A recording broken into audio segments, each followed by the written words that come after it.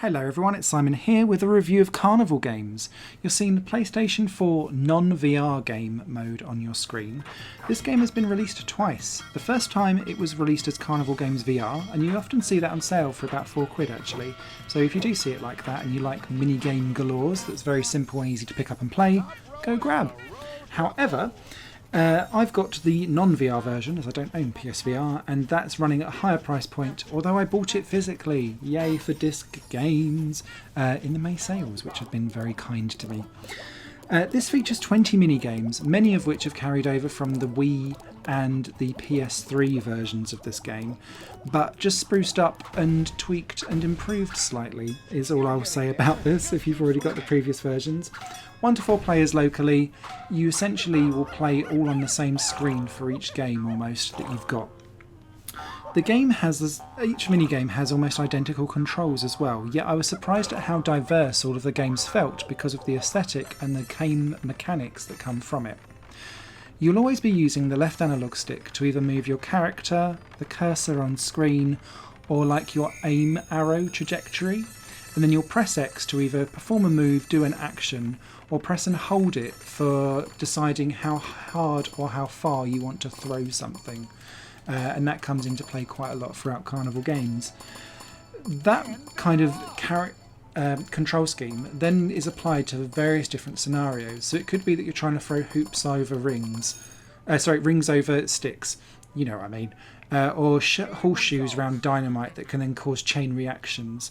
But what happens and what keeps this all fresh throughout each minigame, at least for the first few hours that you play this game, is that there's always a mechanic that acts as a multiplier for your score. And once you get into the crux of understanding that, you can really go nuts. And if you've got 4 people locally that are like, yes, I understand what the mechanics are, it becomes quite competitive, way more than it ever really should do. So for example, if you are doing like the duck shoot type thing, except it's just like monkeys on a screen, you can aim for a certain level of tier. If you're going for the high ones, you've got to press and hold and then it takes longer to do it, but you're going to get higher scores because those multiply up the higher score better. But if everyone's going for it, you could be sneaky and then go for the middle or low tiers and then like spam all of the shots and try and catch back up again. Or it could be that when I really like the one where you're throwing the balls into the cups, almost like beer pong. You have to keep it in consecutive cups to basically keep your multiplier going along the way. So you can't just spam X and hope for the best. You've got to really be like aiming and working it out. But everyone else is doing the same, so you're kind of like painting over each other.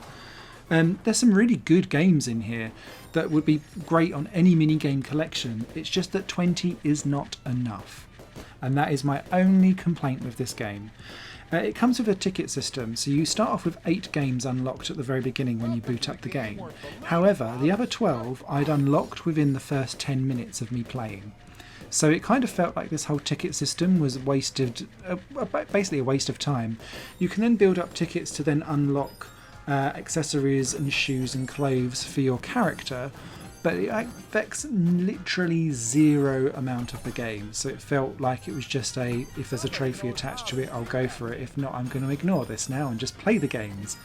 So yeah, that's all fine. The game plays perfectly well. It's adapted well from VR. There's occasionally a little bit of an issue with trying to work out the depth of how far you're throwing something. Only occasionally though, and after you kind of played each minigame 2 or 3 times, your mind clicks into it and you understand exactly where the depth of things are. But yeah, this takes me back to the Nintendo Wii time when you can blatantly tell which games were made for a nunchuk or a PlayStation Move, because all it was throw something. And those times were good, actually, when you have a few drinks alongside you. A lot of people complained about it being shovelware. I think this is one of the best examples of one of the best pieces of shovelware that's out there. So Carnival Games, out now on PlayStation. Get the VR version for PSVR people because it's super, super cheap. If not, wait for a price drop on the Carnival Games on non-VR and you'll have a good one. I'll be using this one at Christmas with my parents who only game when they're drunk at Christmas. Take care. Bye! This channel is just one of my many projects that cover games, music and film. If you enjoy any of these and would consider supporting me to develop further in the future, you can do so by visiting patreon.com/Satorimon. Thank you for your time and for watching the video.